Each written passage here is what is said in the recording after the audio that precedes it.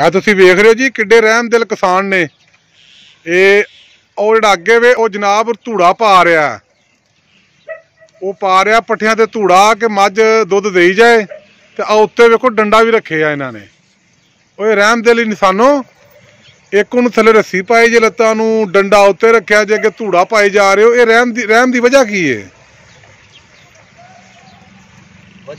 तंग कर दी है। अच्छा तंग कर दी है। वेखो जी किड्डे रहमदिल किसान ने जनाब, इन्होंने मझ रखी है। हाँ मझां सारियां वहाने जी। ये आ लो जी सारियां मझां वेख लो जनाब। आ बिल्कुल जी गावां जे। ए जनाब सामने टोका लगा है, इन्हां दी फिट फिटी है। ए छोटे मोटे बच्चे। ए जनाब रहमदिल किसान, इन्हां दे कम वेखो। मझ नूं जूड़ पाए आ, उपर डंडा रखे आ, ते एक धूड़ा पाई जा रहा। धूड़े च की पा रहे चौधरी?